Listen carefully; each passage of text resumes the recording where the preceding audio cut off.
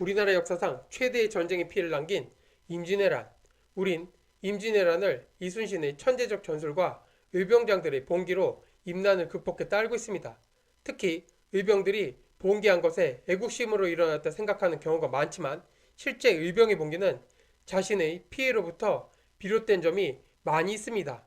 외병이 자신의 가족을 도륙하고 자신의 것을 약탈하니 원한으로부터 전쟁의 동기가 발생한 것입니다. 만약 외병들이 일본 본토의 내전처럼 백성들의 피해를 최소화했다면 과연 조선에서 의병이 일어났을까 하는 의구심이 듭니다.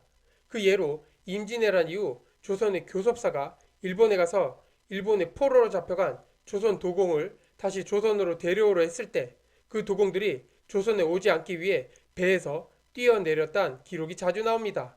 왜 그들은 포로 생활을 청산할 기회를 스스로 버렸을까? 잡혀갈 때는 포로였지만 그들은 일본에서 귀한 대접을 받았습니다. 조선에서는 도공들이 도자기만 귀하게 여겼지만 일본은 장인을 우대하는 문화로 도공들을 영주를 보좌하는 귀한 자금줄로 여겼습니다. 그러니 조선에서 천대받는 생활과는 비교도 안 될 만큼 영화를 누렸습니다. 또한 노비 출신으로 일본으로 잡혀간 사람들 또한 조선으로 돌아오려 하지 않았습니다. 사람을 사고 팔 수 있는 노비는 조선에선 말하는 짐승일 뿐이었습니다. 다시 조선으로 들어간다면 일본에서 낮은 신분이지만 자유인으로 사는 노비 출신에겐 일본에서의 생활보다 나을 것이 없었습니다.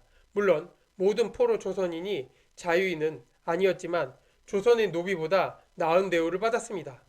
조선인 포로를 세계 시장에 풀어 전 세계 노예 가격이 폭락했다는 기록이 있을 만큼 팔려나간 조선 노예의 숫자는 엄청났습니다.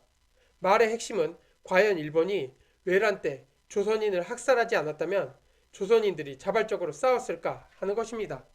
한 예로 고려의 몽골 침략 시절 억세게 저항하던 고려인들이 몽골에 협력하기 시작합니다.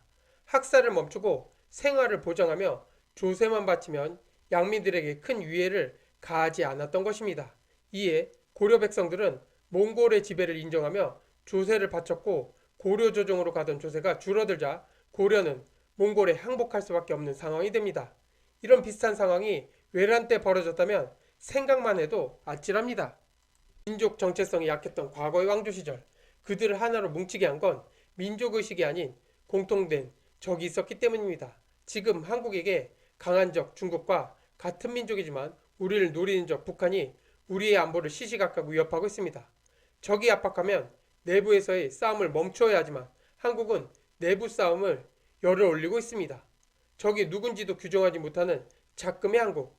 이런 상황을 조상들이 본다면 적과 내통하는 매국노를 척결하고 적을 막기 위해 하나로 뭉치라 호통칠 것입니다.